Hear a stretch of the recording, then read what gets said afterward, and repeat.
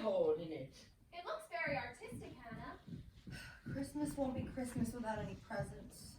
It's so dreadful to be poor. I don't think it's fair for some girls to have plenty of pretty things and other girls nothing at all. Well, we've still got father and mother and each other. We haven't got father, and we won't for a long time. Maybe never. Oh, Joe. You know the reason Mother suggested not having presents this Christmas? The war is making it such a hard winter on everyone, and she doesn't think that we should spend money on pleasures when our men in the army are suffering so. Yes, it must be very disagreeable to be shot at. And to have to sleep in a tent and drink out of a tin mug. We can't do much to help, but ought to do gladly what we can. I'm afraid sometimes I don't. We've each got $1. I don't think the army will be much helped by that. I agree not to expect anything from you or Marmee this Christmas, but I would like to buy Undine and Sintram for myself. I haven't bought a book in forever so long. Josephine, you are impossible. I plan to spend mine on new music. If only we had a nice piano. I shall get a nice new box of drawing pencils. I really need them. Marmee didn't say anything about our money. I think we should each buy ourselves something and have a little fun. I think we work hard enough to earn it. I know I do. Teaching those tiresome children all day? At least you don't have to be a governess, Joe. You don't have half as hard a time as I do, being shut up all day with a fussy old lady like Aunt March. Every time I find an interesting book to read, she starts yelling, "Josephine! Oh, Josephine!" And then I have to go help her wind yarn or wash the poodle. I don't believe either of you suffer nearly as much as I do. You don't have to go to school with impertinent girls who laugh at your dresses and label your father if he isn't rich. If you mean libel, I should say so. And not to mention labels, as if Papa was a pickle bottle. I know what I mean. And you needn't be satirical about it. It's proper to use elegant words and improve your vocabulary. Joe uses such slang. Elegant words. I like good, strong words that mean something. Don't slouch, Joe. It's boyish. That's why I do it. I detest rude, unladylike girls. And I hate affected, niminy-piminy little school children. Now don't peck at one another. Amy's always trying to be so elegant. She's even started wearing a clothespin on her nose before she goes to bed. My nose wouldn't be so flat and unaristocratic if you hadn't dropped me in the coal hog when I was little. Remember Joe and Amy, birds in their little nests agree. Really though, Josephine, you are old enough to leave off boyish tricks and behave better. It didn't matter so much when you were younger, but now that you are so tall and turn up your hair, you really should remember you are a young lady. I am not a young lady. And if turning up my hair makes me one, then I will wear it in 2 tails until I'm 20. I hate to think that we have to grow up and wear long gowns and be prim. It's a big enough disappointment to be a girl anyway.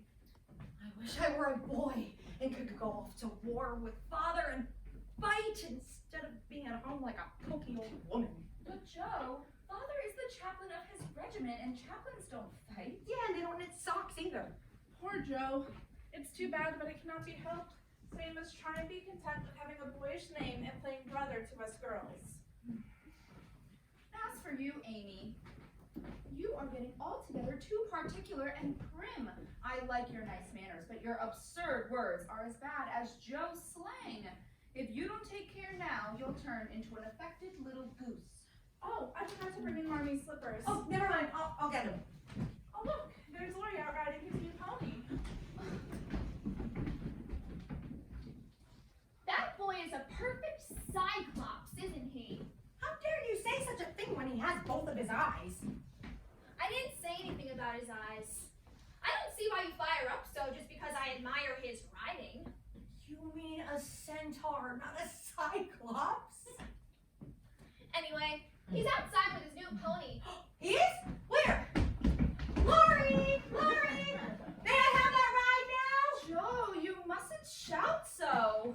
Well, how else am I going to get him to hear me? Okay, I'll be right down. Just wait a minute. Be right back, Meg.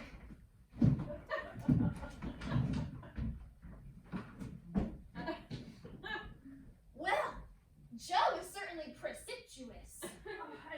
she doesn't catch cold going out without her shawl and bonnet. What would Marmee say? Don't scold her, Meg. You know how she's been looking forward to riding the pony. Well, even people that ride ponies typically leave the house through the front door. I declare it was a sad day for Josephine's manners when Lori and his grandfather came to move in next door. You were glad as any of us to see the Lawrences move into that huge old house, and Mother thinks it's good for us to share our fun with a boy our own age, since we have no brothers, and Mr. Lawrence is such a good friend of Father's. Well, I just meant It must that... be very lonely to live in such a big house without a father and a mother. Just a grandfather and a tutor. I think it would be wonderful. Why, Amy? Well, to have a tutor like Mr. Brooke, I mean, and to not have to go to school anymore. But Mr. Brooke is old. He must be 25 at least. He's very dignified, and 25 isn't so awfully old. But Lori's only Joe's age, and... Well, I don't care. You needn't shout at me so. I didn't really mean it was a sad day when the Lawrences and Mr. Brooke moved in. It's just that, well, even neighbors need to go flying out windows at each other. Goodbye, Lori. Thank you so much. Look, aren't they wonderful? They're real actors' boots. Lori gave them to me to wear in the Christmas play. Where did Lori get actor's boots? He had a friend who had a friend who knew an actor. I'll say it was a very lucky day for this family when the Lawrences moved in next door. I think the boots are simply plummy. You know, you should exert a more Herculaneum effort, Joe. Well, you needn't be rude about it. If I did make a mistake, it was only a lapse of linguae, as Mr. Davis would say. Although I do wish I had some of the money that Lori spent buying that horse. Why? What would you do with it? Oh, I really need it. I'm dreadfully in debt, and... In debt? What do you mean? Well, I owe at least a dozen pickled limes.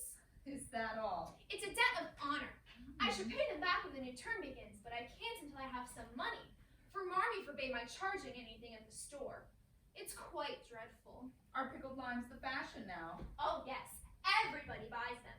The girls eat them during school time and trade them off at recess for pencils and bead rings and things like that.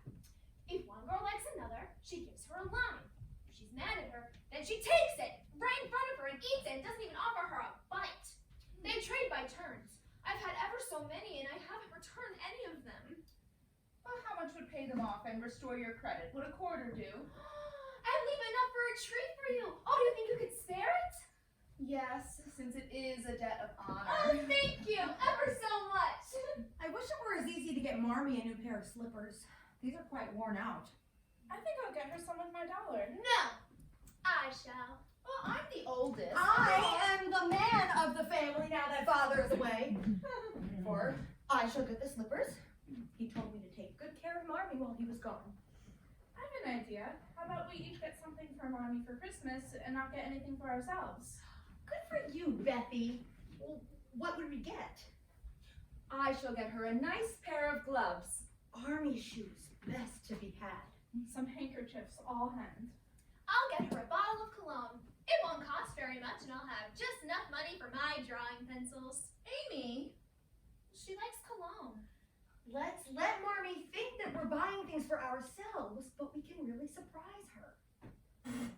Who could that be? I'll soon be finding out. I'll be taking that, thank you. We must go shopping tomorrow, Meg. There's still so much to do for the play on Christmas night. Tis for you. Joe! It's an invitation! A regular note of invitation. Well, go on, read it. Mrs. Gardner would be happy to see Miss Meg and Miss Josephine at a little dance on New Year's Eve! Oh, surely Marmee would be willing to have us go. Whatever shall we wear? What's the use of even asking that question when you know we shall wear our poplins, for we have nothing else? I wish I had a silk. Mother says I may have one perhaps when I'm 18, but that seems like an everlasting time to wait. I'm sure our pops look like silk. They're nice enough for us anyway. Yours is good as new. Oh, and I forgot about the burn in mine. Oh, what do I do? Burn? Where? Can it be covered? I could sew a patch over it. No.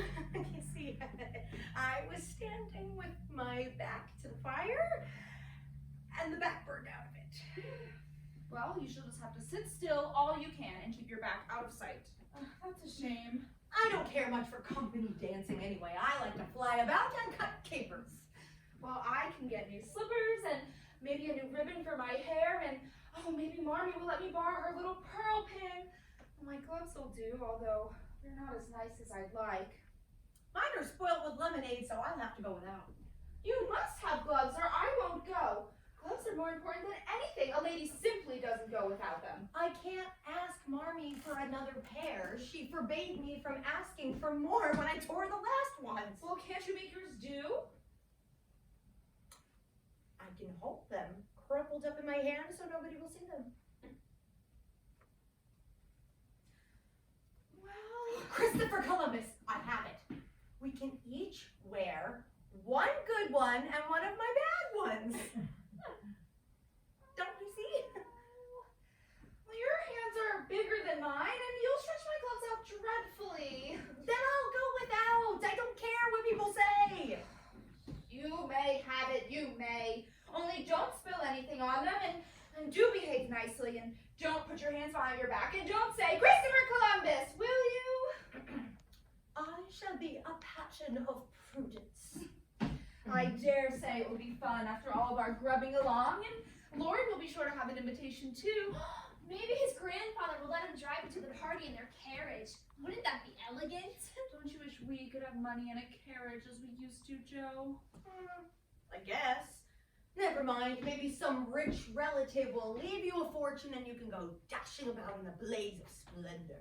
People don't have fortunes left to them nowadays. Men have to work and women to marry for money. It's a dreadfully unjust world. Oh, fiddlesticks! You're just putting on grown-up airs by repeating what you heard Sally Moffat prattling about. You said yourself that we had more fun than the Moffats for all of their money. Yes, so I did. I shall be a painter when I grow up and be famous and make fortunes for all of you. I shall write books. I'm not just sure, but I know I will do something that will astonish you all one day. Aren't we ambitious? Anyway, we must be rehearsing for our play. Well, I don't mean to act anymore after this time. I'm getting too old for such things. You will not stop as long as you can trail around in a long gown and gold paper jewelry. You're the best actress that we've got. There would be an end to everything if you quit the boards. Now come, Amy, and do the fainting scene. You're stiff as a poker in that. I can't help it. I never saw anyone faint. And I don't elect to make myself all black and blue tumbling down as you do. If I can go down easily, I'll drop. If I can't, I'll plop down into a chair gracefully.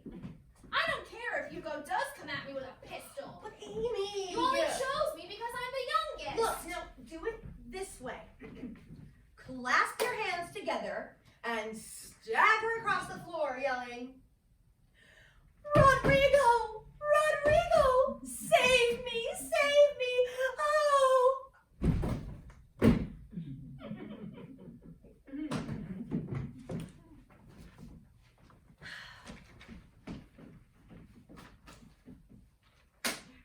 Rodrigo! Rodrigo! Save me! Save me! Oh!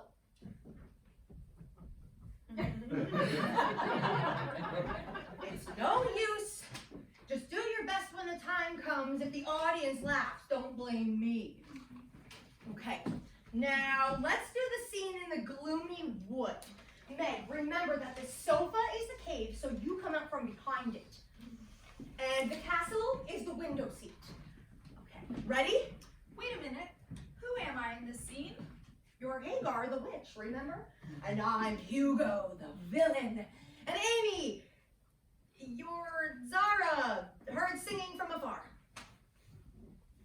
Okay, are we ready? The gloomy wood. Curtain! Within yon castle, grim and drear, liveth the lady whom I love, Zara, the fair, the gentle dove. Her song is sweet. Me, me, me, me, me!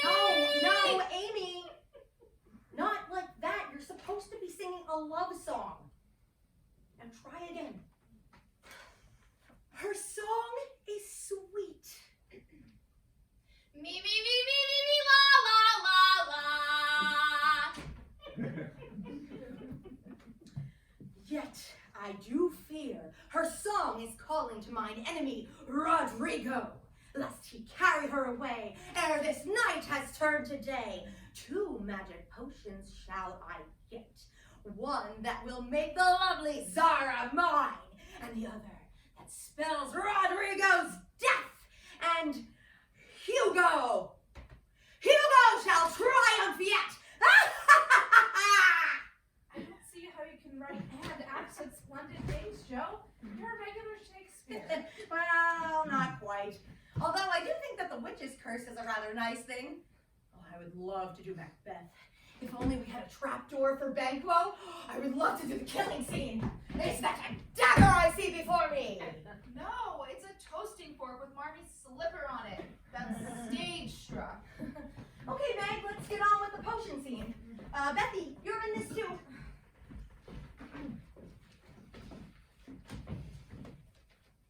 What ho, minion?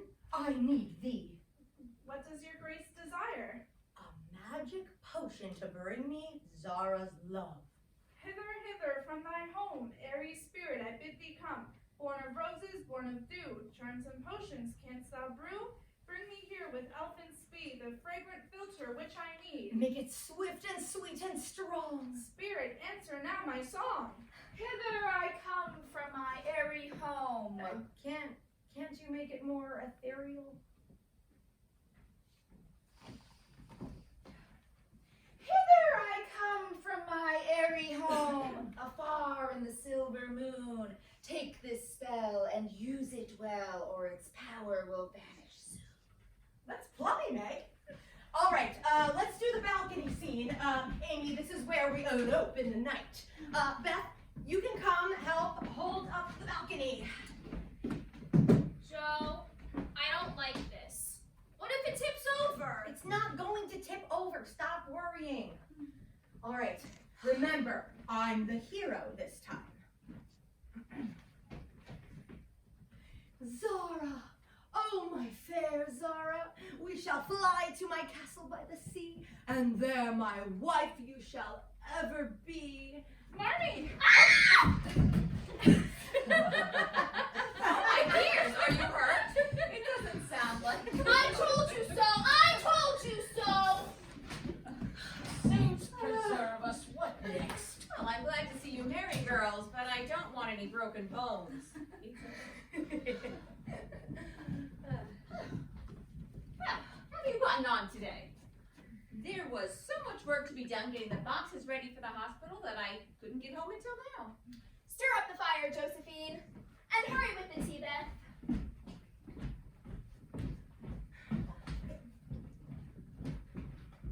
Beth, were there any callers today?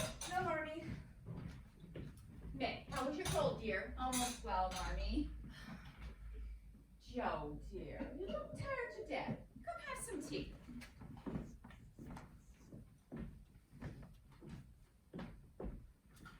I have a treat for you after you finish your tea. A letter from Father? Yes, a nice long letter. He is well and sends many loving wishes for Christmas. Well, hurry up. Don't stop to quirk your little finger and simper, Amy.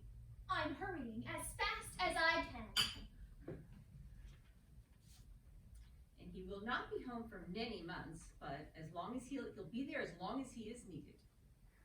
Okay, so now, come, listen. Give them all my dear love and tell them I think of them by day, pray for them by night, and find my best comfort in their affection at all times. A year seems a very long time to wait before I see them, but remind them that while we wait, we may all work so that these hard days may not be wasted. I know they will be loving children to you, will do their duty faithfully, so that when I come back, I may be fonder and prouder than ever of my little women. I am a selfish girl, but I shall truly try to do better so Father won't be disappointed in me. And I shall try not to think so much about my looks and how I hate to work. I will try to not be so rough and wild, but to do my duties at home. Though I do believe that domestic life is a great burden.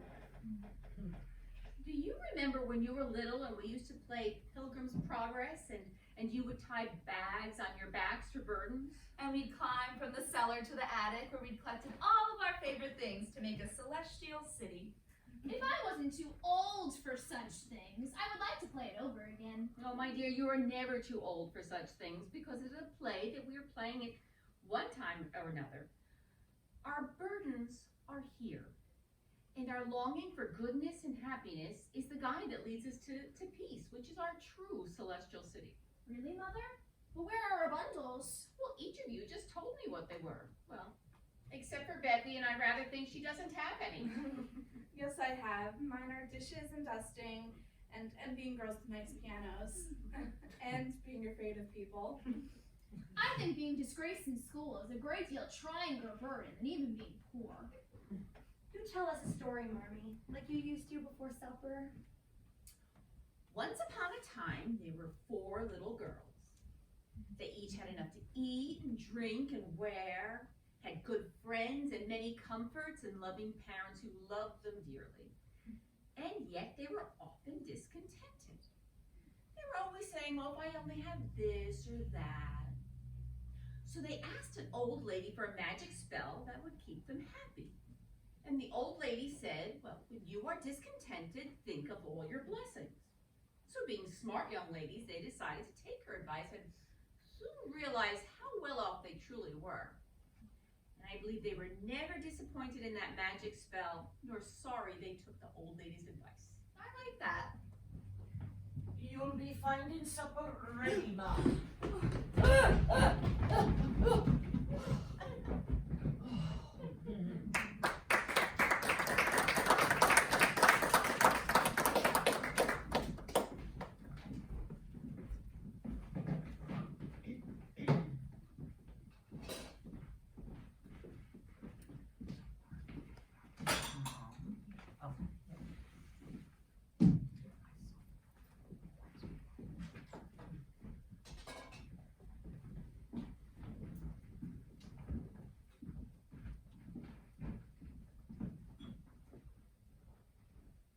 Isn't she coming yet, Joe? Not yet. Won't she be surprised? Christopher Columbus! Oh, there now. The mirror itself wouldn't be shining no brighter. Isn't it the most beautiful piano you ever saw? Oh, wait a minute. You didn't put the letter on it. Oh no. Amy, where's the note that Mr. Lawrence sent with the piano? I don't know. Oh, here it is. Here she is. She's coming. She's coming. Mr. Lawrence sent you! Don't say anything. From Mr. James Lawrence to Miss Elizabeth March. For me? All for you. Oh, Joe! Read the note that came with it. We didn't open it, but we're dying to know what it says. You read it, Joe. I can't. I feel so queer. Okay, Mouse. Miss Elizabeth March. Dear Madam. Isn't that elegant? I wish someone would address me so. I have had many pairs of slippers in my life, but none that suited me so well as yours. Slippers? What does he mean? I worked a pair of slippers for Mr. Lawrence for his birthday. Marmee helped me a little. Go on, finish the letter. So I know you will allow an old gentleman to send you something which once belonged to the granddaughter that he lost. With hearty thanks and best wishes, I remain your grateful friend and humble servant, James Lawrence. There, now that is an honor to be proud of, for he loved his granddaughter very much. I suppose that's what comes of having blue eyes and loving music. He's the dearest old man in the world. Your humble servant, James Lawrence. Just imagine his writing that to you. I'll have to tell all the girls at school. They'll be so depressed. Impressed. Oh, sure now. Let's be hearing the baby piano.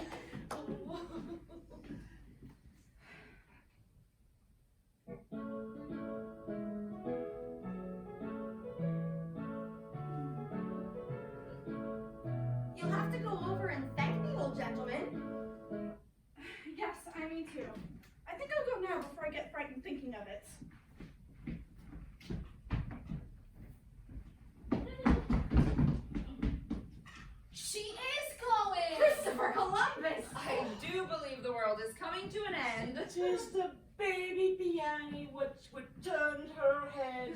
Oh, she's that timid. Oh, she'd never be going in her right mind. Although, I do wish that some people's grandfathers would leave painting sets instead of pianos. Never mind, Amy. I'm sure once Joe publishes her first book, you can have all the drawing pencils in the store. Joe, that reminds me. Will you help me with my hair for Saturday? Where are you going on Saturday? Never mind, little girls shouldn't ask questions. But I'm not a little girl. I'm a young lady. And it's not nice to have secrets. No, Amy. Why don't you see if Hannah needs you for anything? Do tell me where you're going, please. No, Amy. I want to go with you. I haven't a thing to do on Saturday. Oh, please say you'll let me go. I can't. You weren't invited. Be careful, Meg, or you'll spoil it. You can't go, Amy, so don't be a baby and whine about it. You're going with Lori. I know you are. Aren't you going with him? Yes, we are. Now do be still and stop bothering. I know. You're going to the theater to see Seven Castles. Mother said I may go see it, so I'm going. Now, listen here and be a good child. You had a cold last week, and Marmy doesn't want you to go. You were to go with Hannah and Beth next week. But I want to go with you and Lori. I have the rad money saved from last week, so I can pay for my own ticket. I'll be ever so good. Well, suppose we take her. Marmy wouldn't mind if we bundled her up well. Lori invited only us, so it would be very rude to drag Amy along. I'm going. Meg says I may. Our seats are reserved, so you can't sit with us, and you can't sit alone, so Lori would have to give up his seat for you. You weren't invited, and you can't go! Go get the curling iron, Meg. I'll practice on your hair.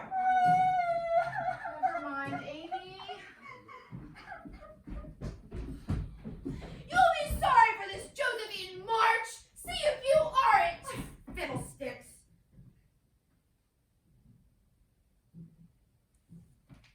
Oh, you'll be sorry.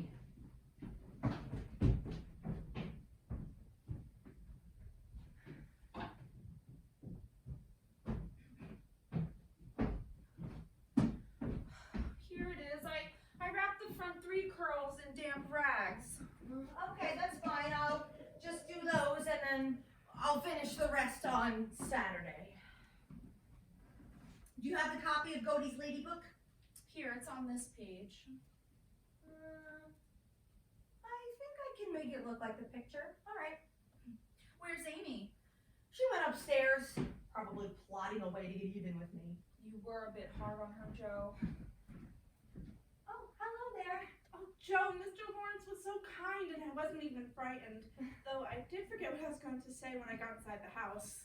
Come see how beautiful Meg's curls are going to look. Did it smoke like that?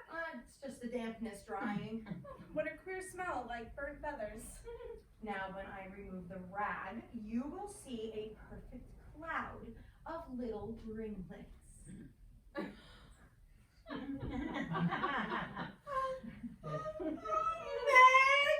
What's the matter? Didn't it curl?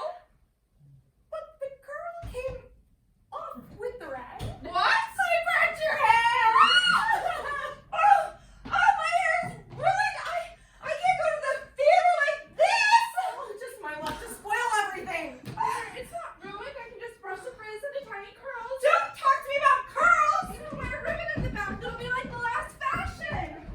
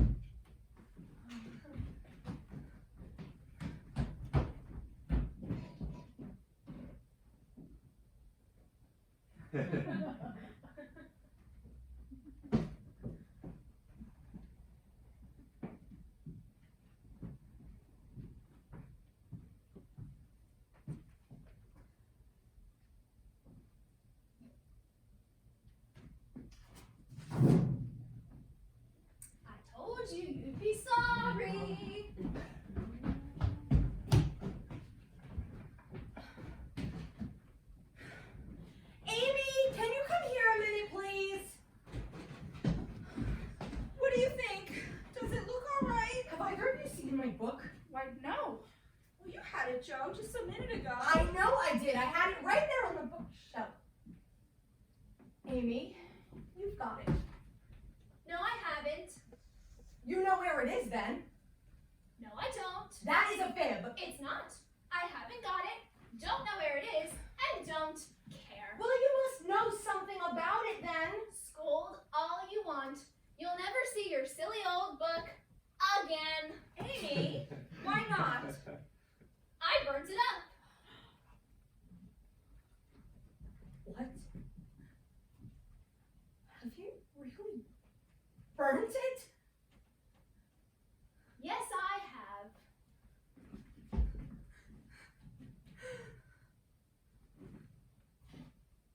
Amy! It served you right. I told you you'd be sorry. You were so and I can't.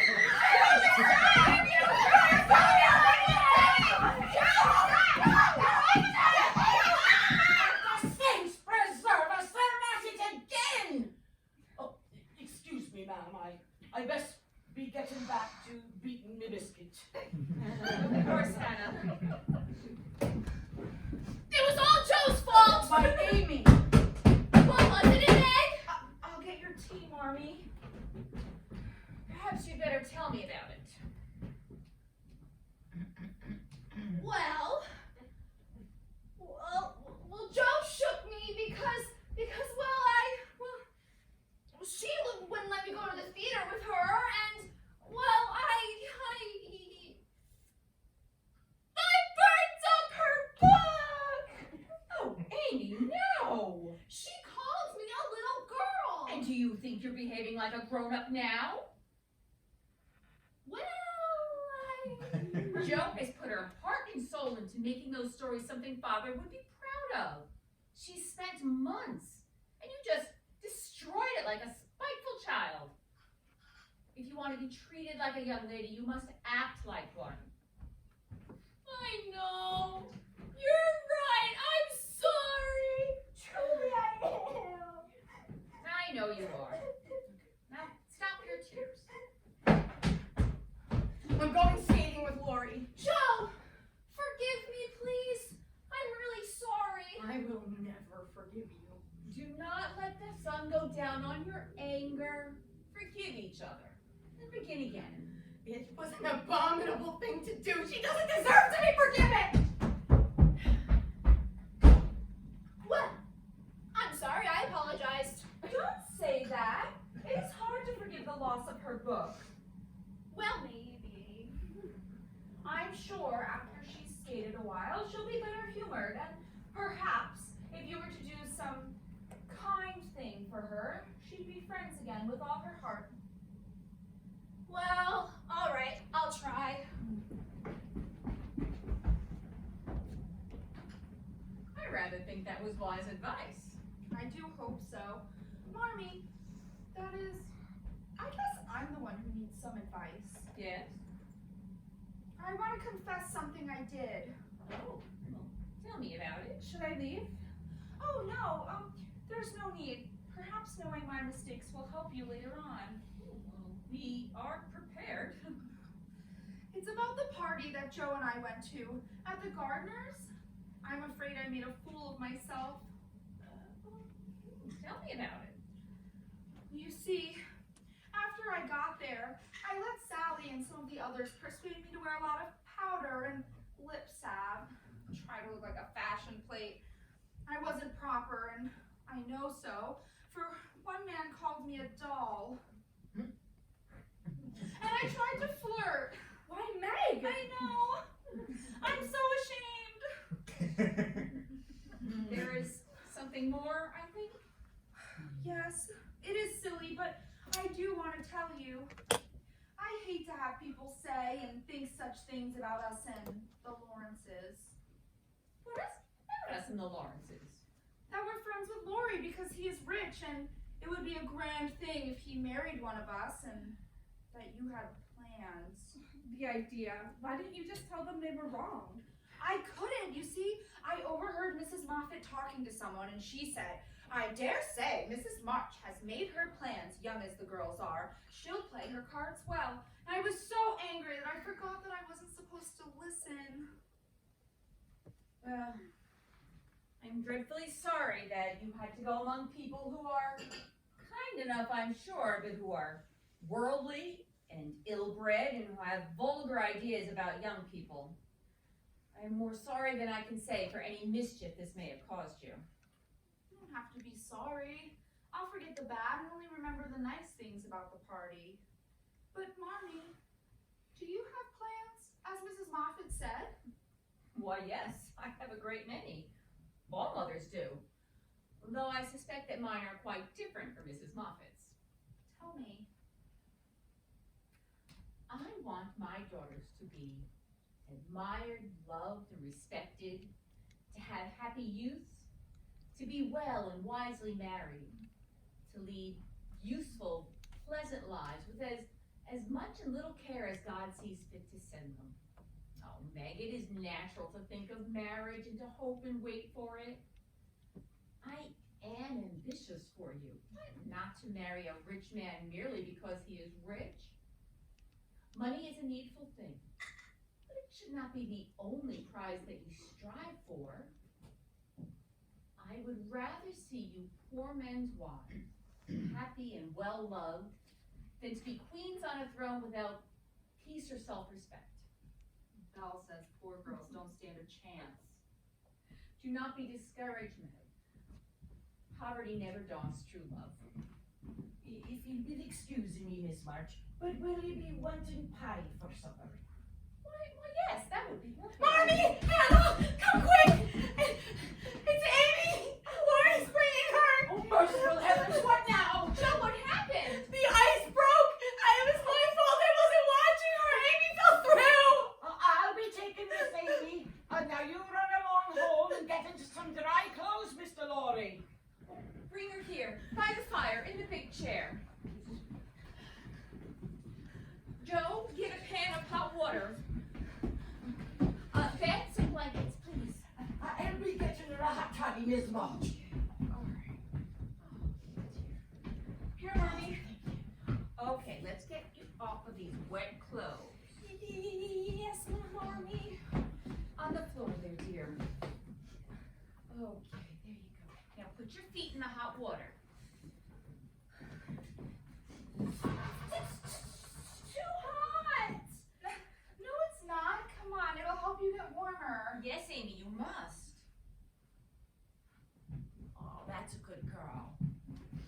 Tis this steaming hot. Just because I drowned almost doesn't mean you have to scald me. Could you get my slippers, please, Ben? Are you feeling any warmer?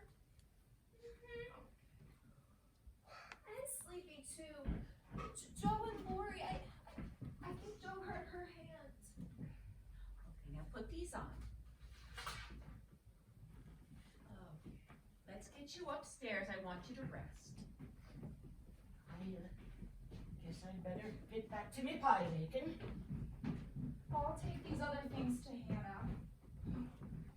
I'll take these.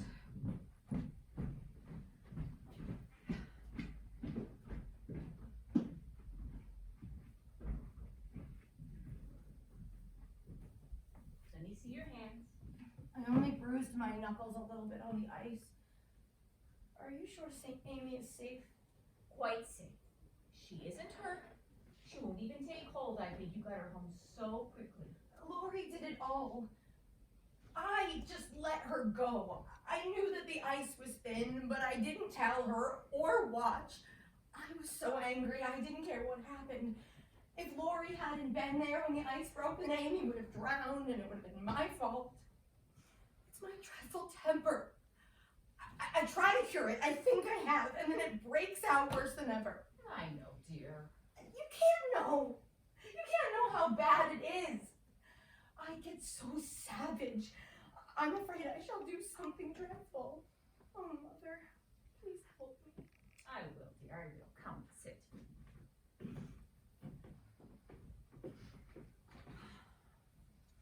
Joe, dear,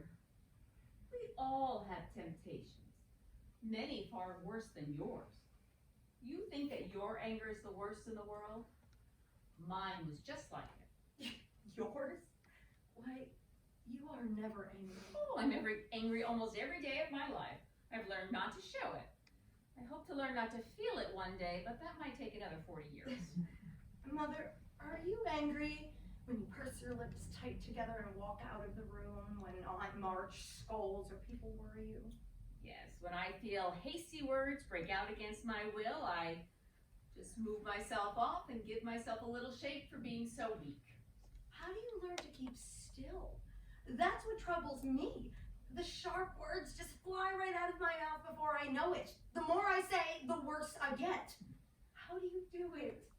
My mother used to help me, As you do us. and then your father, Joe.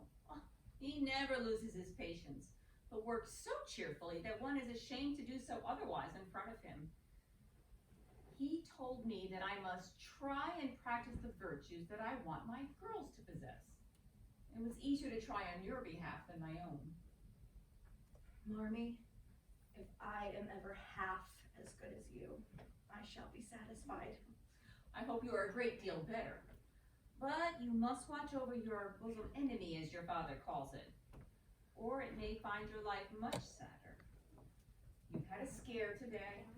I want you to remember it and try with all your heart to master your temper, or it could bring greater sorrow to your life. May I come in? Why, of course, Bethy. I will try very hard. Why don't we have our evening song? I think a little music will do us all some good. Having such a beautiful piano should make us all sound better. Oh, I'm glad you like it. Mr. Lawrence asked me yesterday if he could give it to you. Amy,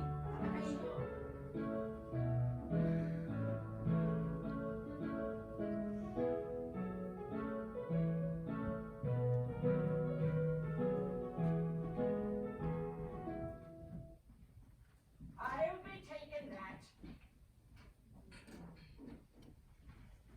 What is it, Hannah? One of them horrid telegram things, Mum. Thank you. What is it? Oh. Oh no. Merciful heaven, sit down. Sit down. Mrs. March, your husband is very ill. Come at once. S. Hale Blank Hospital, Washington. I have to go at once. It may be too late. Oh, my dears, help me to bear it.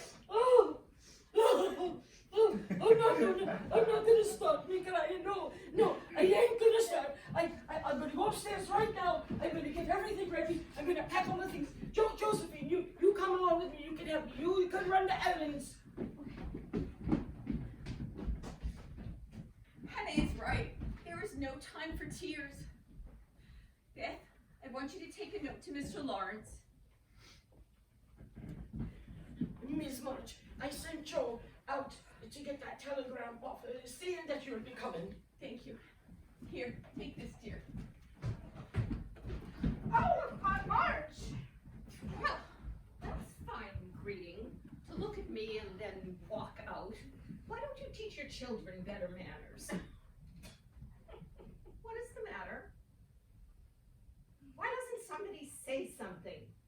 And where is Josephine? I want her to help me do some shopping. I suppose she's out gadding about with that Lawrence boy. It isn't proper. Aunt March, please. Well, what is it? We've had a telegram from Washington. Father is very ill. March? Ill? Huh, that's a fine state of affairs. He should have stayed at home. I'm sorry that you don't approve of what we thought was his duty. Duty? Humph. What good is a preacher in a war? Every regiment must have a chaplain. There are a great many things he can do. When he's sick, I suppose. I will take my leave since we can't seem to agree. Oh, yes, of course. I suppose you'll be wanting to go take care of him now that he's gotten himself into this. Do you think that I would just stay I've here? told you what I think. Nobody cares. Here. You'll be needing this medicine and things. We can do without your help. Oh, tut tut. After all, Marsh is my nephew, and if he wants to be foolish, I've the right to help him. Hurry along now. Let me get you a cup of tea.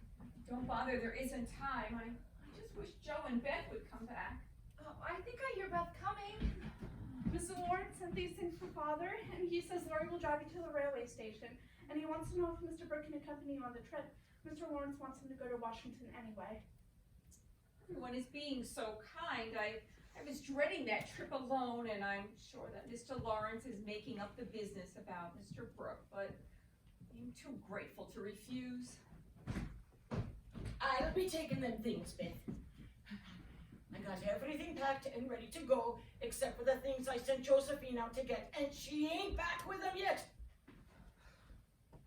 Hannah, I leave the girls under your protection.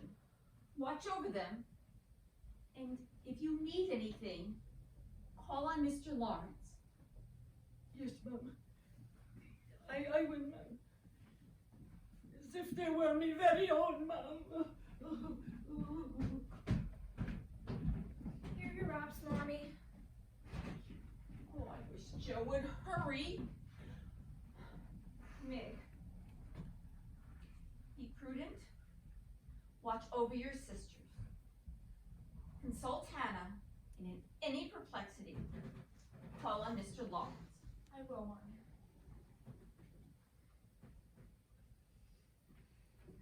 Amy, mind your sisters and be obedient. I'll try. Truly, I will. Where is Joe? There isn't time. I'm sure she'll be here. Don't worry. Take comfort in your music and stay true to your household duties.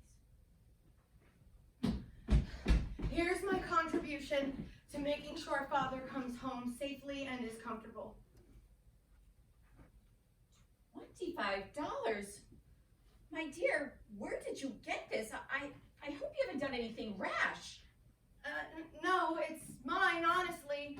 I didn't beg, borrow, or steal it. I only sold what was my own. Your hair! Your beautiful hair! Joe, how could you? Oh, my dear, you didn't have to do this. She doesn't look like my Joe anymore, but I love her dearly for it. It doesn't affect the fate of the nation, so don't wail. It'll do me some good to have that mop taken off. The barber said it'll grow in curly, so it will be boyish and becoming and very easy to keep in order. It's nothing, really. How could you do it? I was wild to do something for Father. And while I was out running errands for Hannah, I saw a shop with tails of hair in the window, so I ran inside and I asked if they would buy my hair, and they did. Well, I only hope you won't regret it. I won't. It's for Father. Mom, Laurie and that Mr. Brooks are outside ready to be taking you to the station. Okay, tell them I will be there in a minute. Yes, Mom.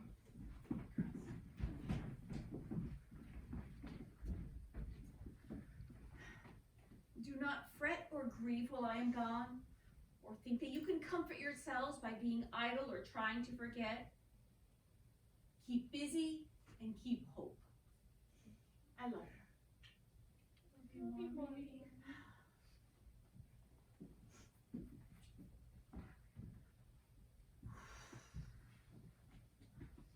I feel as if there had just been an earthquake.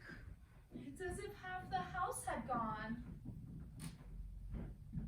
Okay, Amy and Beth, you can come along with me. You can be helping me fix a pot of coffee.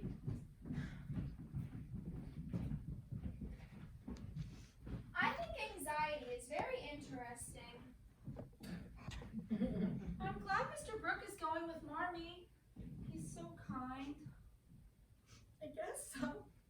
And he has such nice brown eyes, too. Don't you think brown eyes are nicer than blue? Mm-hmm.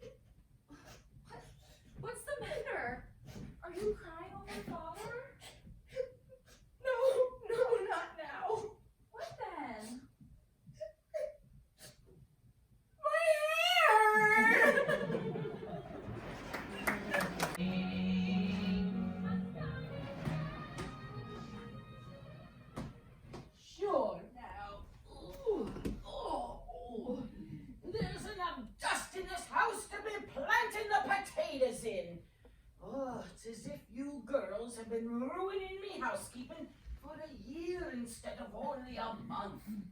Nothing seems to get done with Marmee away. Sure, well, she'll be home in 2 or 3 weeks. Now your pa's getting better. Hello, everybody! What do you think? The Kings have taken the children to the seashore for a month, and I'm free.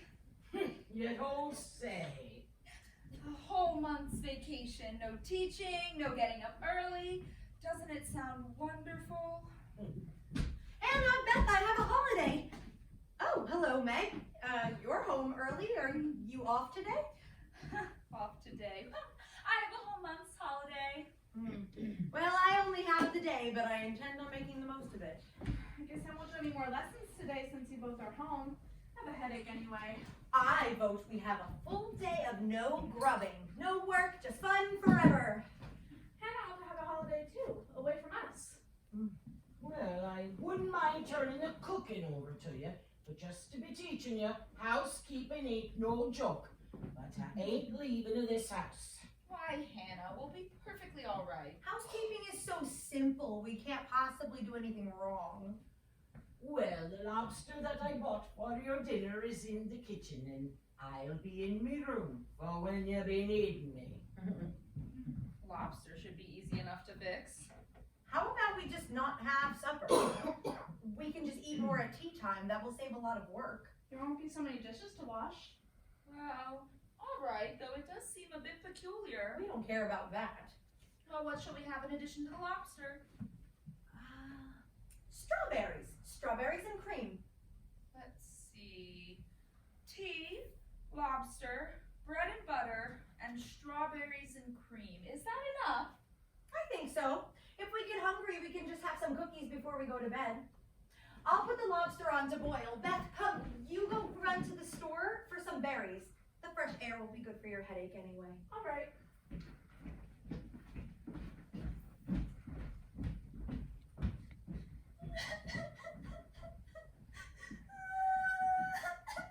Amy, what's the matter? What are you doing home from school? Tell Meg all about it. No! Go away! Amy, don't cry. What could be so bad? What's the matter? Did something happen to her? I don't know. I had the most terrible decapitation!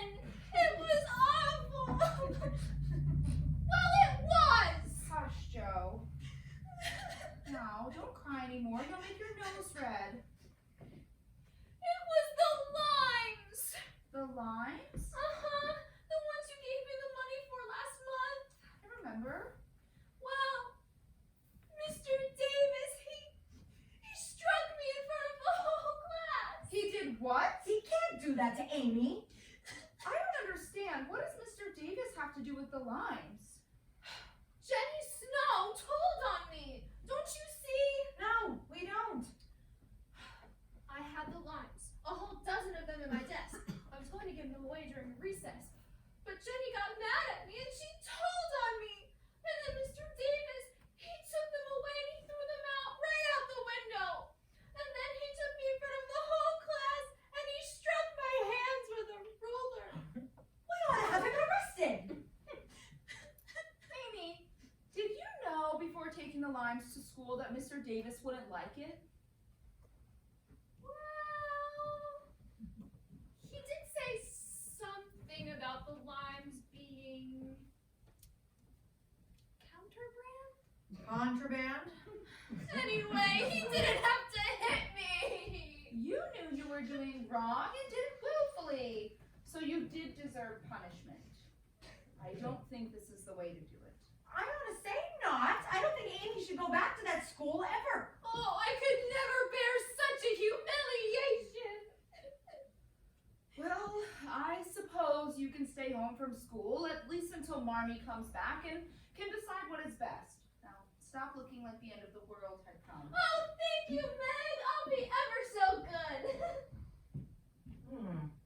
I knew I wasn't imagining things. And what do you think you're doing home from school? Meg said I could. Oh, did she now? Mr. Davis struck Amy with a ruler just because she had a couple of pickled limes in her desk. It was a dozen. Pickled limes, is it? Yes, so I said she might stay home until Marmee comes back and can decide what to do. Please don't make me go back there. I'll go back there myself and take a rolling pin to that rapscallion. If I wasn't so dignified. But I made fresh cookies this morning and I'll bring you in some if it'll be making you feel any better. I'm sure it would. My, I'm almost glad I got in trouble. Amy, not really, Meg. Everything seems to go topsy-turvy when Marmee is away. Oh, there's the postman. Maybe he'll have a letter from Washington. Oh, I hope so. Mr. Brooke has been so kind, writing every day about Father. Mr. Brooke.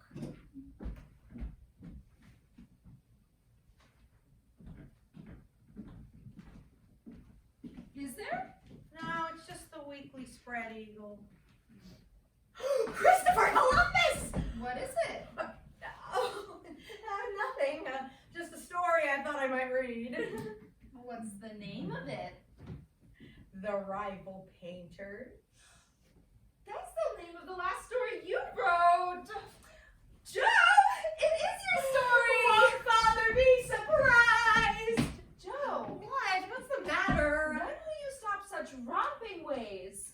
Never until I'm stiff and old and have to use a crutch. Don't make me try to grow up yet, Meg. Well, I think it would be fun to be grown up. To go to balls and have a splendid wedding like Belle Moffat had. Do you envy her? I'm afraid I do a little. I'm glad. Why? Because if you care so much about riches, then you will never go and marry a poor man like Mr. Brooke, even if he does have nice brown eyes and write nice letters. Well, I don't know what you mean, for I shall never go and marry anyone. Meg, Yes. will you tell me when it's tea time? I'm going to work on my modeling. Modeling? I thought this month was oil painting. Well, it is. But Laura gave me some plaster, and I'm going to go cast a model of my foot. Be careful it doesn't dry too fast. I know how to do it. I hope she does. Anyway, we should be doing something about tea. Oh, I'll go fix the strawberries. Take a look at the lobster too, will you? I want to start writing another story for the Spread Eagle. What will you call it? The Demon of Jorah. No. The Phantom Hand. That's it. Do you want to help me get tea? I was just going to take some things to the Hummels unless Joe will go instead. Let the Hummels go for today. I want to start working on the Phantom Hand. Never mind then. You see, I promised Mrs. Hummel some broth for the baby. It's sick. What's the matter with it? A cold, I think. You should take some of those pills that Marmee used to give us when we were sick. All right, Be back in time for tea. I will. From behind his black mask, a pair of piercing black eyes. I'll get it.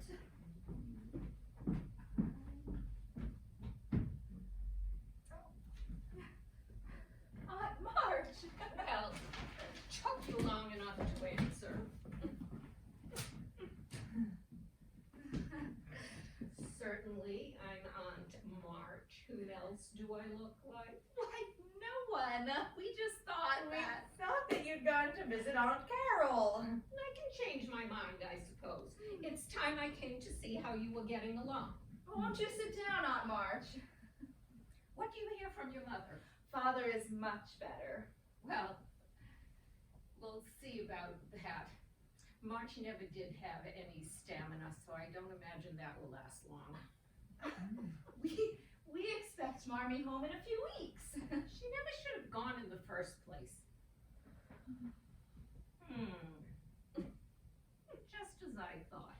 Don't you ever dust the furniture? You see, Aunt March. We were going to dust after tea. Oh, tea, did you say? Good, I'll stay.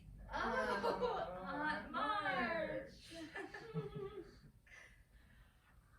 I'll go get things ready. I'll help you.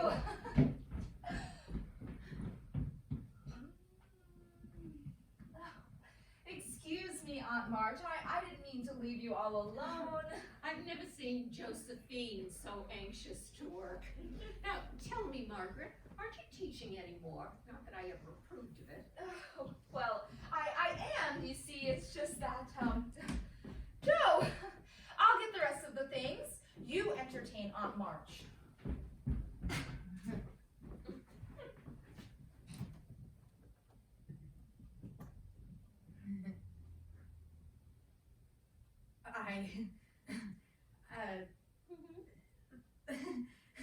That is, Meg does not know where the cream is. Oh, Joe, I'm sorry. for goodness sake.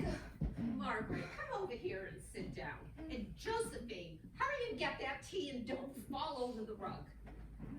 Now, what were you saying about your work? Only that I am still working. Just, I have a month's holiday. The children have gone to the seashore. Seashore indeed. They should be home studying. In my day, people knew better than to coddle their children. I suppose you intend to waste the whole month doing nothing? Oh, well, I don't know, though. I dare say it does sound pleasant. Huh. If your family had listened to my advice, they wouldn't have lost all their money and you wouldn't need to work. But nobody ever listens to me. Well, Father and Mother did the best that they could, I'm sure. And Joe, why don't you set that down and I'll pour the tea. Hmm.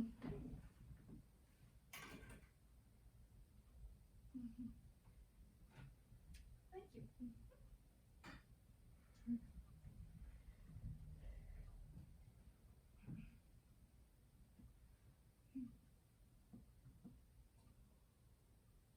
Oh, good heavens! What did you say this is? Tea, Aunt March. It tastes more like quinine. How long did you steep it? I just put the tea in the water and boiled it for a few minutes. The lobster seems a bit tough. Well, the berries should be good. I put a lot of sugar and cream on them.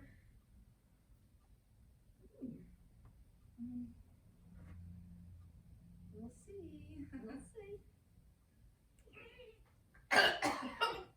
Great heavens! What's the matter? Oh. Salt instead of sugar, and the cream is sour. Oh, I guess I left the pitcher in the sun too long. Oh, all the useless. Meg! Joe! Help me! Hannah, come quick! I'm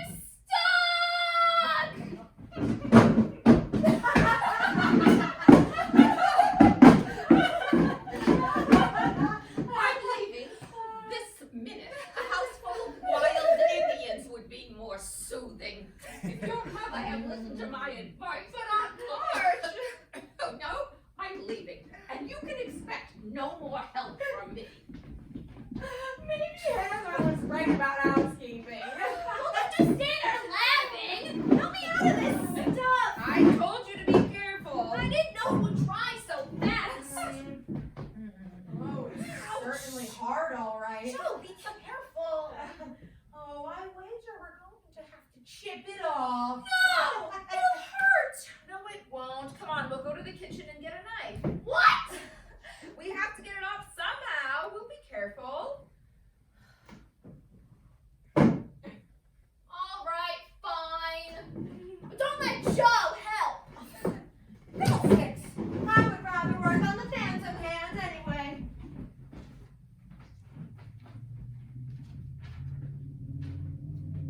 Oh, hello there. How's your headache? All right.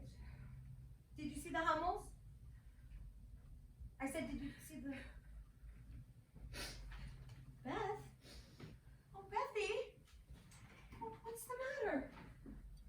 Baby, it died. What? Whose baby? Mrs. Hummels, before she can get back with the doctor, it died in my arms. And I let you go by yourself. I am such a grumpy old thing. I am so sorry. It must have been dreadful for you. Not dreadful, only very sad. I could see in a minute it was worse, but Lottie said her mother already went for the doctor. So I started to give the baby some more milk, and suddenly it gave a cry and lay still. It's okay, Mouse. It's over now. There's nothing that you could have done. No, please, Beth. Please. Ouch! Meg, be careful! That's Amy. Maybe we should go see how she's getting along with that plaster. It'll make you cheery. I think I'd rather stay here. All right. Did the doctor say what was wrong with the baby? Only that she should have called him sooner. Well, how do you feel? Do you have any symptoms? I'll get Mother's doctor book and see what there is that we can do. I just want to lie down a while. So you shall. Say, you're getting a rash all over your forehead. Do you have any other symptoms? My throat aches. Okay, I'll call Hannah. Hannah will know what to do. Hannah! Hannah! Come here a minute, please! Josephine, what's with all the yelling? Beth has a sore throat and she doesn't feel well. Oh, well, sure now. We'll soon be taking care of that. Now stick out your tongue, dearie.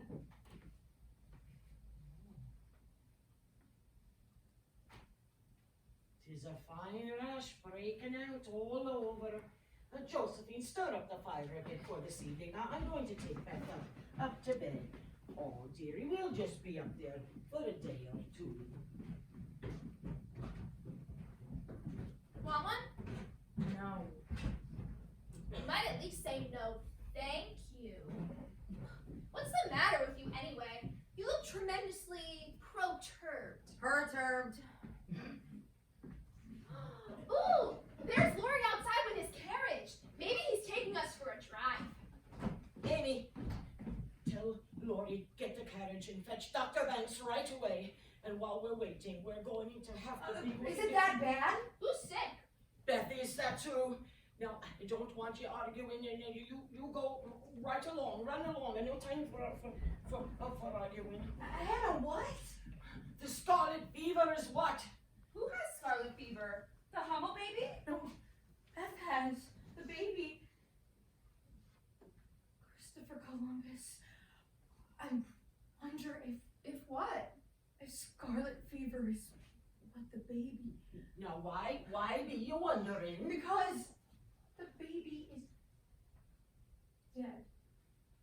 Oh, now, there's no need for you two to be worrying. It's just part of growing up, the fever. Everybody gets it. Nobody dies from it. Only those that have nobody taking care of them. But if what Joe says is true. It's nothing. Lori really. said Dr. Banks would be here right away. Now, I want you to go upstairs and pack a few things. You're going to stay with your Aunt March for a spell. What for? To be keeping you out of harm's way. But I don't want to go. I want to stay here. It's dull at Aunt March's. Now, you listen to what I say, young lady. You go get your things together right away. Stop with all this arguing. It's the best thing to do, Amy. Why? Beth has scarlet fever. I don't care. I'd rather have scarlet fever any day than stay at Aunt March's. Goodness, Aunt March isn't an ogre. She is too. She's a regular samfire. You mean vampire. Anyway, she isn't. Marmy said that we were to obey Hannah, and Hannah says you're going, so that settles it. I won't go. I won't. I won't. I'll go see who that is. You see if you can do something about Amy. I'll try. I don't wish to be sent away as if I was in the way. Bless you, Amy. It's to keep you safe. You don't want to be sick, do you? Well, no. But I dare say I shall be. I've been with Beth so much this week. And if you leave now, you may escape it. And please say you'll go, won't you, dear? I won't. I simply won't. Was it Dr. Banks? What did he say? Nothing yet. Hannah just took him to Beth's room. Now who could be coming? I'll go check. I didn't wait to be let in. Aunt March. I came back to get my purse, but I want to know what's going on here. Why is the doctor's carriage out in front? Oh, stop crying, Amy. It worries me to hear people sniff. Dr. Banks is here to see Beth. She has scarlet fever. Scarlet fever? Indeed. What does she mean by doing such a thing? We think that she caught it from the Hummel's baby. Well, that's what you can expect when you go poking around among poor folk. I told your mother. Oh, Aunt March, if you please. We thought that it would be best if Amy came to stay with you, at least until Beth is well. Meg, I will not! Stay with me? What? Yes, of course you'll stay with me. But I want to stay at Oh, home! now, Amy, stop sniffing. I'll tell you what we'll do.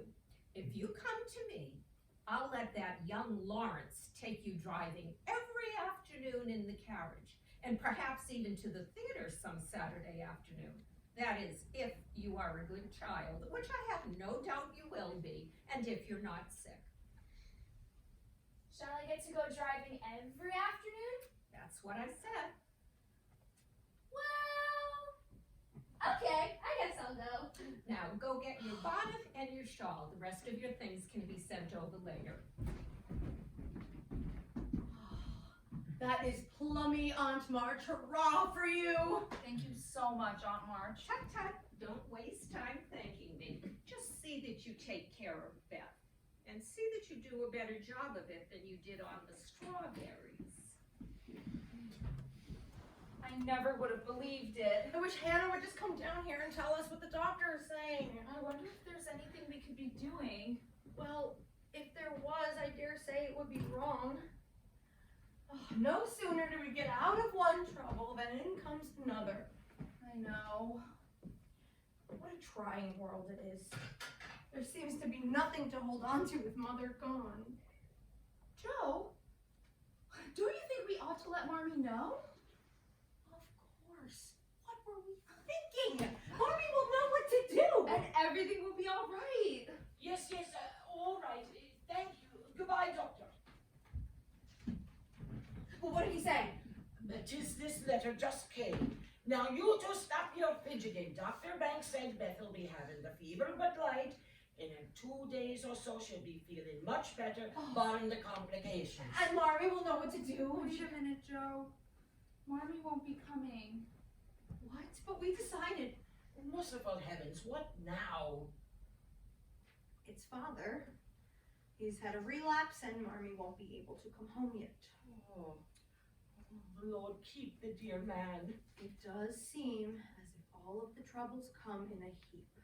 Well, all the more reason why you shouldn't be writing your mother and telling her about Beth being sick. It'll only worry her over a trifle. But do you think Marmee would want to know?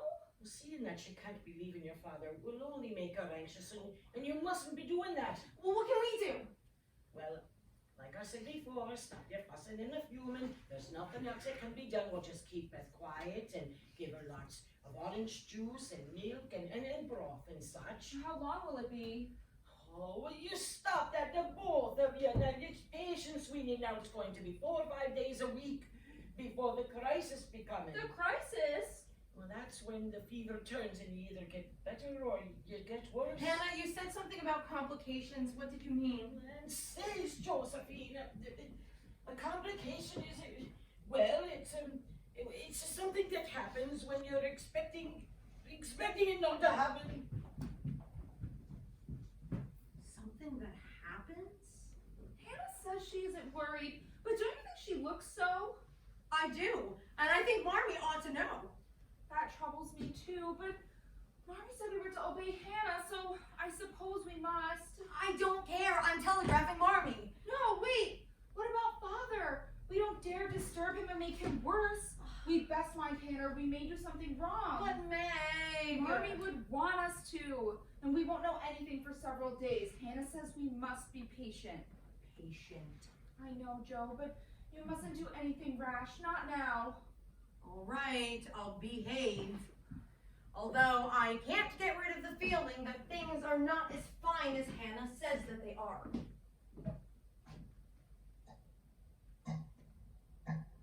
Why does that clock tick so loudly? It's so quiet in here. It seems as though someone had gone away. 5 days or a week, just waiting for something to happen and listening to that clock striking hour after hour.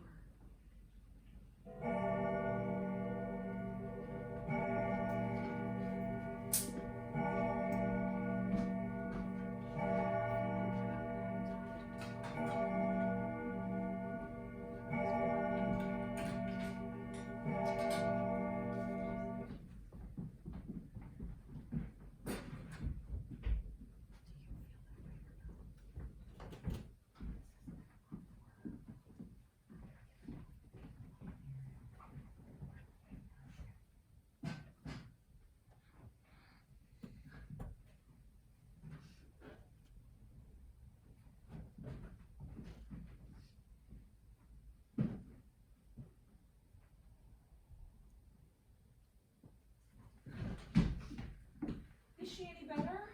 I don't know. We've certainly learned what complications mean.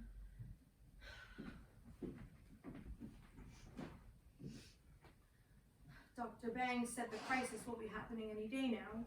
And then? I don't know. Meg, I'm so afraid. Oh, Joe, don't lose hope now. It isn't like you to be forlorn. She doesn't even know us anymore. She's not my Beth. She's so thin and white, and there's nobody here to help us bear it with mother and father both gone. I'm here, Joe, dear. Hold on to me.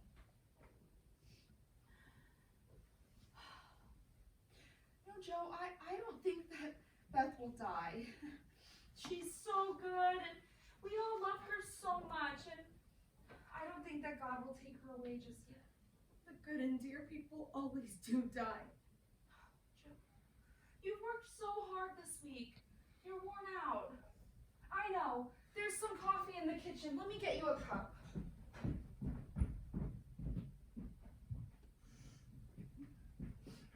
This will hearten you in a jiffy. Thank you. I drink health to my Beth. Good for you. I'll get it. You finish your coffee.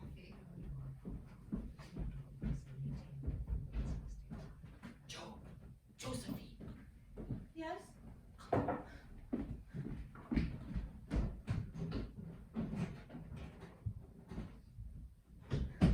Is Beth worse? I have to call for Marmy right now. Did Hannah tell you to? No, the doctor did. Oh, Joe, it's not as bad as that. Dr. Banks had to leave for a few minutes. He'll be right back. Wait a minute, Joe. What? You don't have to call for Marmy. Man, what is the matter with you? No, that was Lori. At the door, he and his grandfather didn't think that Hannah was right not to let Marmy know. So what difference does that make? They wired her yesterday. No. And Mr. Brooke answered and said that father was better and Marmy was coming home at once.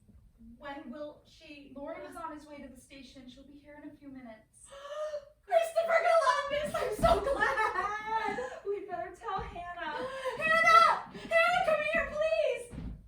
Land's sakes, Josephine, haven't you gone yet? No, Hannah, listen. Lori sent for Marmy yesterday. And he's meeting her at the station right now. That Lottie is the most interferenist chap I ever met, but I forgive him. What about Beth? Well, she was able to be drinking a bit more water at last, but I do hope Miss March be coming along right away. Well, father's better and Marmy's coming. Doesn't it make everything seem better? Even the fire shines brighter. It can't help but be all right now. Marmy's coming. If God spares Beth, I will never complain again. And I will love and serve him all of my life.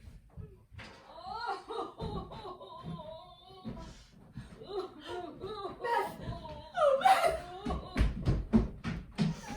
Oh, Beth! Hannah, her fever went down. She's breathing better. It's going to be all right, isn't it? Why else do you think I would cry?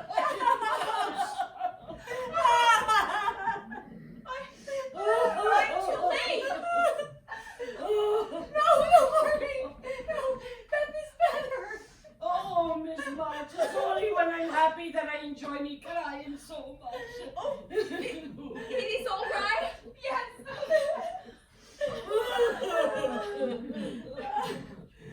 Oh, Miss March, will you be wanting fish balls or something else for supper?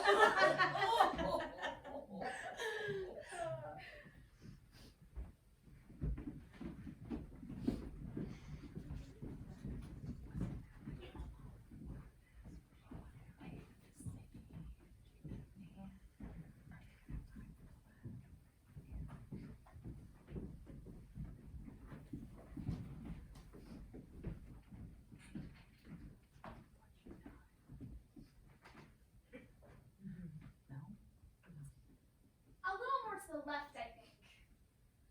No, that's too far. There. Perfect. Does it look all right to you, Meg? Can you see it, Beth? Oh, you could hang it upside down this Christmas and it would look wonderful. Father is coming, tra-la-la. Gracious, Joe. Must you behave like a 10-year-old? Why not? Father's coming home deserves some sort of celebration. I think I'll go get the tall red candles. Father always likes them. It does seem strange, doesn't it, to have the war really be over and Father home with us? If only he'd hurry up and get here. It's so hard this waiting. Be patient, Mouse. He'll be home before supper. And we'll be a family again like we were before the war. You've been wanting to be learning, very anxious to be learning the jelly making. So here is your spoon, and here's your apron. And you don't be making cutting jelly in the parlor. I forgot. And I think you should go upstairs and be taking your nap, young lady. Not yet, Hannah. Well, now you do as I say, because you're going to be wanting to be feeling chipper for when your pa gets home. All right, for a little while then. The Cuttings, they're still awaiting. Why are you learning to make jelly? Because John likes. Marty thinks that everyone ought to, and something's burning. Just when I thought everything was going to be fine. What is it, dear? Oh, it's nothing really. Meg? How quickly you guessed. Yes, and that Mr. Brooke. So you think she likes him? Mercy me, I don't know anything about love or romance. In novels, the girls show it by growing thin and fainting. Meg doesn't do any of that. But she is learning to make jelly, and she just called him John and blushed. So you fancy that she doesn't like John? You called him that too? Well, yes, your father and I took to calling him that in the hospital. Oh dear. He is very good to father, so I suppose you'll let Meg marry him if she wants to. Well, he was very open and honest about being honorable and asking Meg to marry him, but not until he's earned a good home for her. I knew mischief was brewing, I just didn't think it was as bad as this. Well, Joe, I have confided in you, and I don't want you to say anything to Meg. Now that the war is over and John is here, I can better see her with him and judge how she feels about him. Meg has such a soft heart that will melt like butter in the sun if he even looks at her sentimentally. Brooke will scratch up a fortune somehow and carry her away and marry her and leave a hole in the family. I wish things were the way they used to be.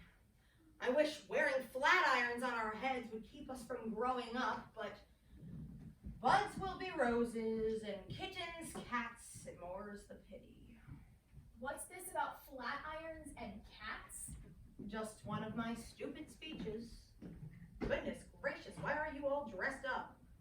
Well, it's only a fresh shawl. Sally Moffat is coming to call at 3 o'clock. Ooh, it is getting late. I'd better get to the market and before it closes, or Hannah will have nothing to make for supper. I'll go with you. Now, Joe, you promised to go calling with me for the holidays, and you had best stay to see how it's properly done. That's very nice of you, dear, but I'll be fine by myself. Now come, flatten your dress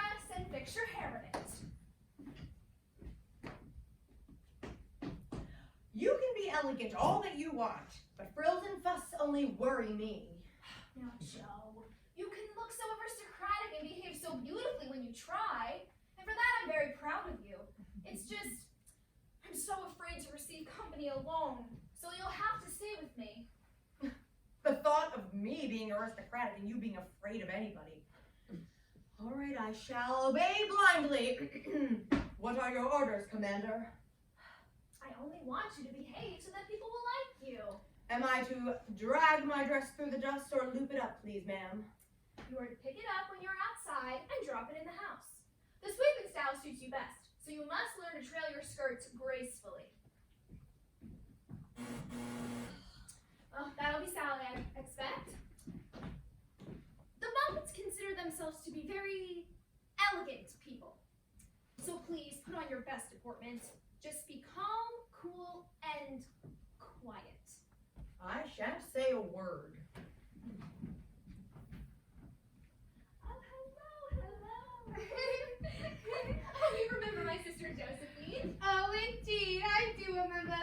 How nice to see you again. How do you do, Miss Moffat? Won't you please sit down? It's been so long since I've seen you. Oh, my dear, I've been so busy this winter, getting from one party to another, and we've been to the opera nearly every week. Don't you love opera? No. Indeed, I thought everyone loved opera. Oh, well, the rest of the family does. It's just, Josephine prefers the theater. She's written a few short plays, you know. How enchanting! Have you really? Yes. Have any of them been produced professionally? No. Oh, we only put them on to entertain ourselves and the neighborhood children. Although, Josephine directs them and builds the scenery. Don't you, Joe? Yes. Amy! Why, I don't remember. My sister and I would so like to have you help with our charity fair next week. You could take one of the flower booths for charity, you know? Oh, of course! Anything I Oh, how really splendid! I don't suppose your sister would care to. No. Oh. Oh, Joe is just so busy with her writing. Although we do wish she would talk more about it. You know, Joe is just... we wish she were just a little more talkative. She is reserved, isn't she? What? No. I am not reserved. I just made a mistake. Have you and your sister been writing lately? Not a great deal. The weather's been so monstrously wet, but you write so splendidly, Miss Amy. Who taught you? No one. She used to practice mounting and holding reins in a saddle in an old tree. For now she rides anything, for the child has no fear. I often tell her if she fails at everything else, then she can at least support the family by becoming a horse breaker. Really, Josephine? How remarkable! Oh, yes, there's nothing that the child can't do. Although we don't have a horse to our name since Father lost all his money. However, the stableman let Amy have horses cheap because she trains them so well. One day she went down to the barn and all of the good beasts were gone. Oh, Joe. I'm sure Miss Sally is not interested. But I am. Tremendously. What happened, Miss Josephine? Wow! She went down to the barn one day and she had heard of a horse that was so spirited that no lady had ever ridden him. Did she ride that horse? Yes, she rode that horse, and she had a capital time, too. However, the only problem was there was nobody to bring the horse to the saddle, so she had to row across the river and go right up to the barn, carrying the saddle on her head. About the fair. What time will you want me to be there? Oh, 3 o'clock will be early enough. But now I must be going. It's getting dreadfully late. Oh, must you go? Well, goodbye, Miss Moffat. We shall simply be pining for another visit with you. Goodbye, Miss Josephine. I'll see you out, Miss Sally.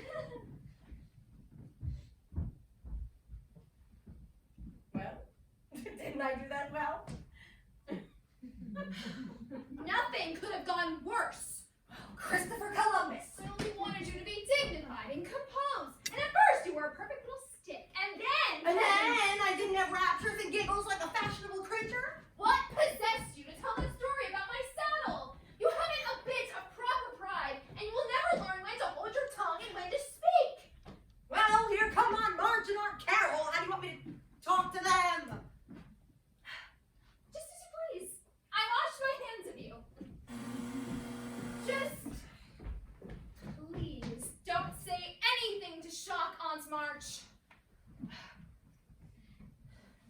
My dear, how nice you look. Well, doesn't she? Yes, indeed she does. Josephine, your hair needs fixing. Yes, indeed she does. Oh dear, yes, indeed. Aunt Marge, Aunt Carol, I thought I heard you. I've made tea. Tea? Good heavens, my stomach hasn't recovered from the last time I had tea here. Take my advice, say no. We've learned how to make tea since then, Aunt Marge.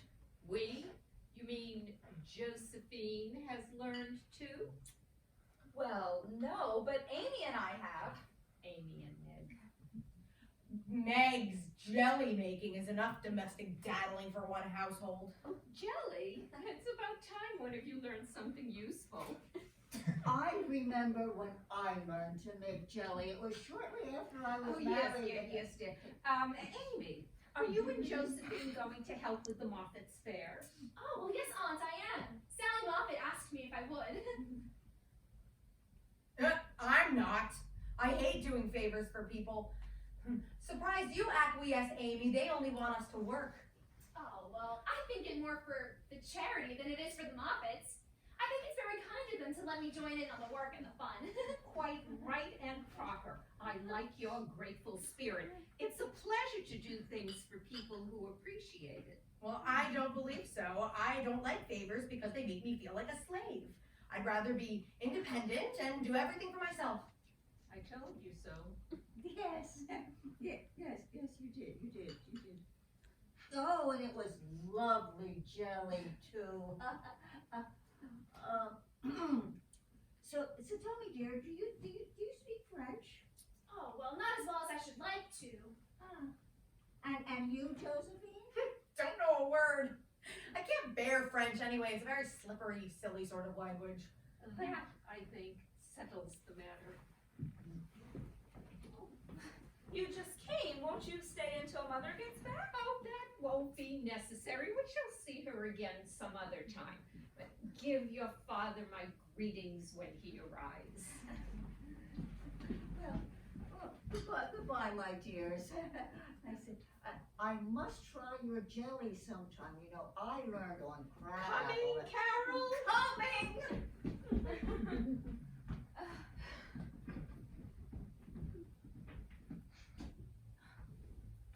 Oh, what does the silly goose mean?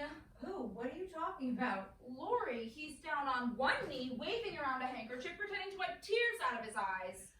He's showing you how your Mr. Brooke will go on by and by.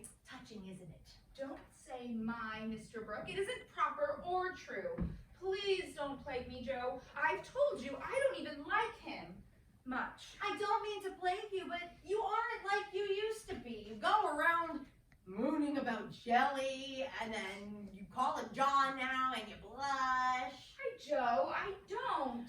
If you mean to marry this man, I just wish you would make haste and do it already. I can't say or do anything until he speaks, and he won't because Father thinks I'm too young. And if he does speak, you wouldn't know what to say to him. You would just give in rather than give him a good decided no. Well, I am not so weak and silly as you think. I know exactly what I should say, for I've planned it all. See, there! So I needn't be taken unaware. You never know what may happen, and I wish to be prepared. Would you mind telling me what you would say to this man? Not at all. You're old enough to be my confidant, I suppose. You should say so, Grandma. Well, my experience may be useful to you someday in your own affairs of the sort. I do not wish to have any. It's fun in a way to watch other people flutter about with romance, but I would feel a fool doing it myself. I should think not, if you liked anyone very much and he liked you. I thought you were going to tell me your speech to this man. I should merely say, thank you, Mr. Brooke, you are so kind, but I agree with Father that I am too young to enter into any engagement at present, so please say no more and let us be friends as we were.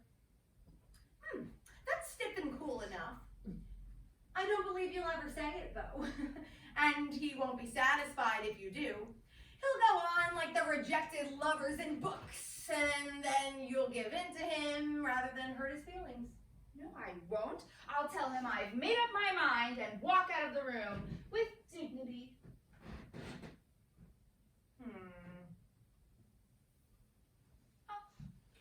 I'll be back, I suppose. Aren't you going to work? No, I took today off. I was just speaking to Meg, but I don't think it did any good. I wonder if I shall ever finish Meg's sweater. Give it to her next Christmas. Joe, I just saw Aunt Carol and Aunt March, and they have something they want me to tell you. Yes, what is it? Well, Aunt March will be going to abroad next month, and she wants me to go with her! No, dear, not you. It's Amy. What? I'm Amy? sorry. But Mother, she's too young. It's my turn first. I've been looking forward to this. I know, dear, but it's partly your own fault. When I spoke to Aunt, she said she regretted your independent nature. She said you told her that favors burdened you and that you hate French. It's my abominable tongue. Why can't I ever learn to keep quiet? Yes, I'm sorry, Joe. But there's no chance of it this time. Perhaps if Aunt goes away abroad again next year, but I'm afraid there's no chance of it now, and you're just going to have to bear it cheerfully and not dampen Amy's happiness. I will try, though it is a great disappointment. What in the world? Well, I think it's Amy getting packed already. I should go restrain her.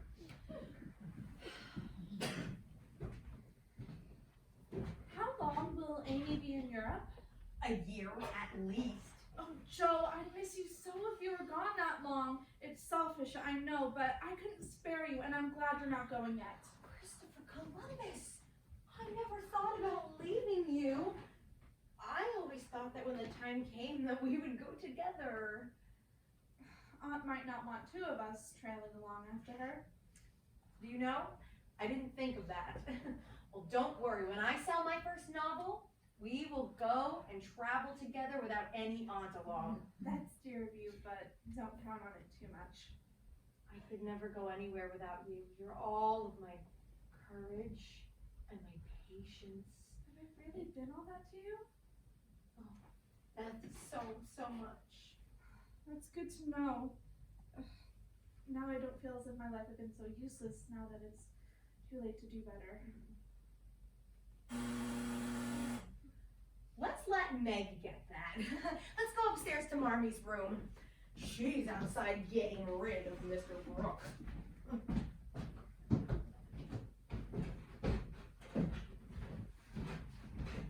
Bless me. What is going on here? It's Father's friend, Aunt March. I'm so glad to see you, but so surprised. Well, that's evident. And what was Father's friend saying to make you look like a pig? We were just talking, and Mr. Brooke came back from Washington to see if his Mr. Brooke? That Lawrence boy's tutor? So, I understand. My heavens, you haven't gone and accepted him. Hush, he might hear you. Let him. I have something to say to you. Tell me, do you intend to marry this Brooke? Why, Because if you do, not one penny of my money ever goes to you. Remember that, and be a sensible girl. You can leave your money to anyone you like, Aunt March, and I shall marry whom I please. Oh, highty-tighty, is that the way you take my advice? You'll be sorry for it by and by, when you've tried love in a cottage and found it a failure. It can't be any worse than people find it in big houses. Meg, my dear, be reasonable. Take my advice. I don't want you to spoil your whole life by making a mistake in the beginning. You should marry well and help your family. It's your duty, and that should be impressed upon you. Oh, Father and Mother don't think so. They like John even if he is poor. Your parents, my dear, have as much worldly wisdom as two babies. Oh, I'm glad of it. This man is poor. He hasn't any rich relations, has he? No, but he has many warm friends. You can't live on friends. Try it and see how cool they'll grow. He hasn't any business either, has he? Not yet, but Mr. Lawrence is going to help him. Mr. Lawrence is a crotchety old man and not dependable. Mr. Lawrence has been very kind to us, and we like him. So, you intend to marry a man with no money, position, or business, and go on working even harder than you do now, when you might be comfortable all your days by following my advice. I thought you had better sense. I couldn't do better if I waited all of my days. John is good and wise, and he's a hard worker and sure to get on, and he's so energetic and brave. Humph, indeed. Well, I'm glad to think he cares about me, even though I am poor and young and silly. He knows you have rich relations, child. That is the secret of his liking, I expect. How dare you say that to me? John wouldn't marry for money any more than I would. I've been happy so far, and Father doesn't have much money, and I know I shall be with John, for he loves me, and I love him. Well, Meg, did you get rid of him? Oh, Aunt March. I washed my hands of the whole affair. She can let her Mr. Brooks' friends take care of her. Hannah! Mommy! Come quick! Somebody please do something! What sakes, is the house on fire? Joe, are you hurt? It's Meg! She's out there with Mr. Brooke in the front yard and he's kissing her and she likes it! Oh, the saints preserve us! Oh, how elegant! Hannah! Joe, don't be upset. What's wrong? Is something the matter? I should say so. Meg's gone and accepted that man. Marmee, that is, John and I are... We know, dear. I want you to be very happy. I shall be, I know I shall be. Oh, sure, 'tis such a lucky day for the family. Oh, your pa coming home at last, and now this. I guess I better start on the wedding cake. Oh, Meg, I'm so glad. Thanks, Bethy. I do not approve of this match, but I am not saying a thing. What's all the excitement? John and I are engaged. Oh, isn't that romantic? When will you be married? What will you wear? Will we soon? I don't know. I hadn't thought about it. It seems as if all the exciting things in this house happen all at once. Meg's engagement, Father's coming home, and my... Oh, Joe. I heard. I hope that you have the grandest time ever. Oh, Joe. Beth and I will think of you every single day when we're at the seashore. The seashore? Yes, when I sell my first novel, I'm going to take Beth to the seashore. That way she can be all round and rosy for Meg's wedding. Well, that is very like you, Joe. March! Miss March, it's him! It's him, Miss March, it's him! It's him! What are you talking about, Hannah? Mr. March, he's a come home! But he wasn't supposed to be here until this evening. Christopher Columbus! Oh, the saints preserve us! He's ringing his own doorbell! Oh, welcome home! Oh, a right Merry Christmas it'll be, Mr. March! Oh.